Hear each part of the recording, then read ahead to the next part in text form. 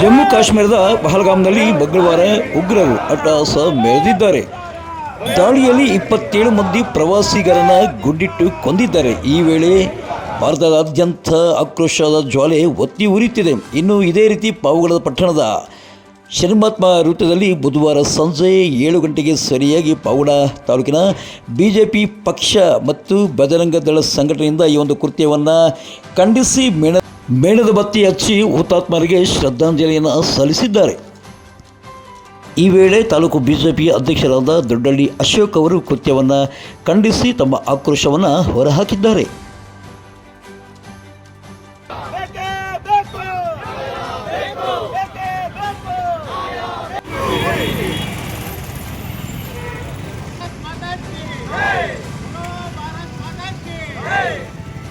ಘಟನೆ ನಡೆದಿದೆ, ತುಂಬ ಖಂಡನೀಯ. ಕೇವಲ ಹಿಂದೂ ಅನ್ನೋ ಒಂದು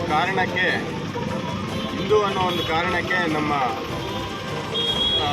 ಕರ್ನಾಟಕದ ಇಬ್ಬರನ್ನ ಸೇರಿ ಮತ್ತು ಇತರೆ ಭಾಗಗಳ 30 ಜನರನ್ನು ಉಗ್ರಗಾಮಿಗಳು ಕೊಂದಿದ್ದಾರೆ.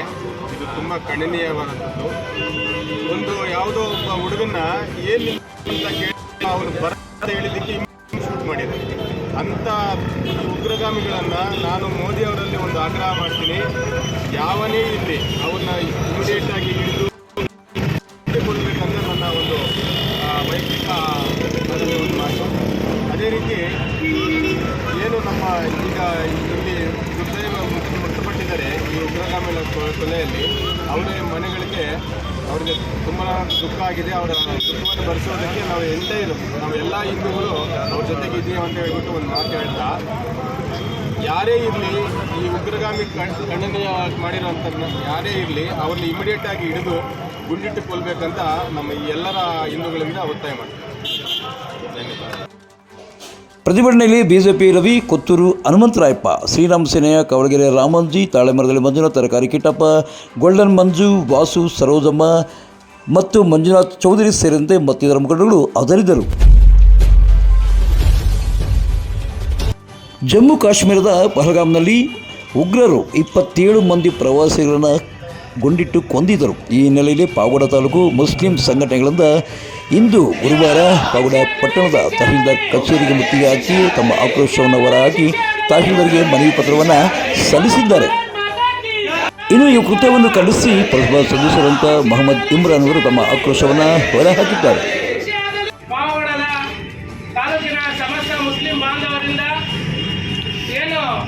ಪಹಲ್ಗಾಮ್ ಕಾಶ್ಮೀರದಲ್ಲಿ ಉಗ್ರರ ಒಂದು 27 ಪ್ರವಾಸಿಗರಿಗೆ ಒಂದು ಉಗ್ರರು ಅಟ್ಯಾಕ್ ಮಾಡಿರ್ತಕ್ಕಂಥದಕ್ಕೆ ಖಂಡನೆ ಮಾಡಿ ಈ ದಿವಸ ಸಮಸ್ತ ಪಾವಗಡದ ತಾಲೂಕಿನ ಎಲ್ಲ ಮುಸಲ್ಮಾನ್ ಬಾಂಧವರಿಂದ ಈ ಒಂದು ಖಂಡನೆಯನ್ನು ನಾವು ಖಂಡಿಸ್ತಾ ಇದ್ದೀವಿ, ನಮಗೆ ವಿಷಾದಿಸ್ತಾ ಇದ್ದೀವಿ. ಯಾಕಂದರೆ ಮಾನವೀಯತೆಗೆ ಒಂದು ಧಕ್ಕೆ ಆಗಿರ್ತಕ್ಕಂಥ ಒಂದು ವಿಚಾರ ಆಗಿರೋದ್ರಿಂದ ನಮ್ಮ ಒಂದು ಎಲ್ಲ ಸಮುದಾಯದ ವತಿಯಿಂದ ಅವರಿಗೆ ಒಂದು ಉಗ್ರ ಶಿಕ್ಷೆ ಆಗಲಿ ಅನ್ನೋ ಒಂದು ಬೇಡಿಕೆಯನ್ನು ಇಟ್ಟು ಸಮಸ್ತ ಎಲ್ಲ ಮುಸಲ್ಮಾನ್ ಬಾಂಧವರು ಹಾಗೂ ಎಲ್ಲ ಮಸೀದಿಯ ಮುತ್ವಲಿಗಳು ಹಾಗೂ ಎಲ್ಲ ಜಮಾತಿನ ಪರವಾಗಿ ಈ ದಿವಸ ಸಾಮೂಹಿಕವಾಗಿ ಏನು ನಮ್ಮ ತಹಸೀಲ್ದಾರ್ ಅವರಿಗೆ ಒಂದು ಮೆಮೋರಂ ಕೊಡಬೇಕು ಅಂತ ನಾವೆಲ್ಲ ಸೇರಿದ್ದೀವಿ. ಇನ್ನು ಈ ಒಂದು ಕೃತ್ಯವನ್ನು ಖಂಡಿಸಿ ಮುಸ್ಲಿಂ ಮುಖಂಡರಾದಂಥ ಆಟಿಕ್ ಖಾನ್ ಅವರು ಸಹ ತಮ್ಮ ಆಕ್ರೋಶವನ್ನು ಹೊರಹಾಕಿದ್ದಾರೆ. ಪೈಶಾಚಿಕ ಕೃತ್ಯವನ್ನು ನಾವೆಲ್ಲರೂ ಕೂಡ ತಾಲೂಕಿನ ಎಲ್ಲ ಮುಸ್ಲಿಂ ಬಾಂಧವರೆಲ್ಲರೂ ಕೂಡ ಒಕ್ಕೊರಲಿನಿಂದ ಖಂಡಿಸುತ್ತೇವೆ. ಈ ಕೃತ್ಯವು ಆಗಬಾರ್ದಾಗಿತ್ತು. ಮುಸ್ಲಿಂ ಸಮುದಾಯದಲ್ಲಾಗಲಿ ಅಥವಾ ಮುಸ್ಲಿಂ ಜನಾಂಗದಲ್ಲಾಗಲಿ ಈ ರೀತಿಯಾದಂತಹ ಕೃತ್ಯವನ್ನು ಮಾಡುವಂಥದ್ದು ಎಲ್ಲೂ ಕೂಡ ನಮ್ಮ ಇದರಲ್ಲಿ ಕಾನ್ಸ್ಟಿಟ್ಯೂಷನ್ ಇಲ್ಲ. ಆದರೂ ಕೂಡ ಕೆಲವಾರು ಪ್ರವಾಸಿಗರ ಮೇಲೆ ಬೇಕಾಬೇಕಿಯಾಗಿ ಯಾವುದೇ ರೀತಿಯಾದಂತಹ ಮುನ್ನೆಚ್ಚರಿಕೆ ಇಲ್ಲದಂತೆಯೇ ಕೂಡ ಈ ಒಂದು ಕೃತ್ಯವನ್ನು ನಡೆಸಿರುವಂತಹದ್ದು ಉಗ್ರರಿಗೆ ನಮ್ಮ ಒಂದು ಧಿಕ್ಕಾರವಿದೆ.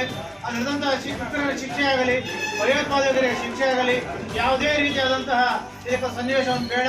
ಒಳ್ಳೆಯ ರೀತಿಯಲ್ಲಿ ಒಳ್ಳೆಯ ನಡತೆಯಲ್ಲಿ ನಮ್ಮ ಭಾರತ ಇದ್ದೇವೆ. ಆ ಭಾರತೀಯ ಸಂಸ್ಕೃತಿಯನ್ನು ಪರಂಪರೆಯನ್ನು ನಾವೆಲ್ಲರೂ ಒಟ್ಟುಗೂಡಿಸಿಕೊಂಡು ಹೋಗೋಣ. ಶಾಂತಿಯುತವಾಗಿ ನಡೆದಂಥ ಭಾರತವನ್ನು ಅಶಾಂತಿಗೆ ದೂರುತ್ತಿರುವಂತಹ ಈ ಭಯೋತ್ಪಾದಕರಿಗೆ ನಮ್ಮೆಲ್ಲರ ಒಕ್ಕಲಿನಿಂದ ಒಂದು ಖಂಡಿಸುತ್ತೇವೆ. ಈ ಒಂದು ದಿಶೆಯಲ್ಲಿ ನಮ್ಮ ತಾಲೂಕಿನ ಎಲ್ಲ ಮುಸ್ಲಿಂ ಬಾಂಧವರು ನಾವೆಲ್ಲರೂ ಕೂಡ ಒಟ್ಟಾಗಿ ಬಂದು ಸೇರಿ ಆ ಒಂದು ಏನು ನಮ್ಮ ಮಡಿದವರಿಗೆ ಒಂದು ಆತ್ಮಕ್ಕೆ ಶಾಂತಿಯನ್ನು ಕೊಡಲಿ, ಆ ಒಂದು ಕುಟುಂಬಕ್ಕೆ ದಯಾಮಯದ ಪರಮಾತ್ಮನು ದುಃಖ ಭರಿಸುವ ಶಕ್ತಿಯನ್ನು ನೀಡಲಿ ನಾವು ದೇವರಲ್ಲಿ ಪ್ರಾರ್ಥನೆ ಮಾಡುತ್ತಾ ನಾವೆಲ್ಲರೂ ಕೂಡ ಈ ಒಂದು ರಾಜ್ಯ ಸರ್ಕಾರಕ್ಕೆ, ಭಾರತ ಸರ್ಕಾರಕ್ಕೆ, ಮಾನ್ಯ ಜಿಲ್ಲಾಧಿಕಾರಿಗಳಿಗೆ, ತಾಲೂಕು ದಂಡಾಧಿಕಾರಿಗಳಿಗೆ ನಮ್ಮೆಲ್ಲರ ಸಭೆಗಳಿಂದ ಮನವಿ ಪತ್ರ ನೀಡುತ್ತಿದ್ದೇವೆ. ಮಾನ್ಯ ತಹಸೀಲ್ದಾರ್ ಸಾಹೇಬರು ದಯಮಾಡಿ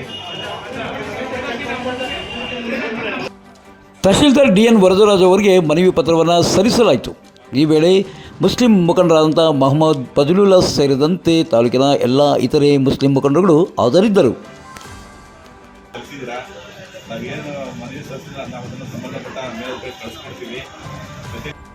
ಪಾವಗಡ ತಾಲೂಕಿನ ತಾಜಾ ಸುದ್ದಿಗಳಿಗಾಗಿ ನಮ್ಮ ಚಾನಲನ್ನು ಪಾವಗಡ ಪವರ್ ನ್ಯೂಸ್ ಎಂದು ಟೈಪ್ ಮಾಡಿ, ಸಬ್ಸ್ಕ್ರೈಬ್ ಮಾಡಿ, ಜಾಹೀರಾತು ನೀಡಿ, ಬೆಂಬಲಿಸಿ, ಪ್ರೋತ್ಸಾಹಿಸಿ. ನಾನು ನಿಮ್ಮ ಸತ್ಯ ಲೋಕೇಶ್, ಸಂಪಾದಕರು, ಪಾವಗಡ ಪವರ್ ನ್ಯೂಸ್.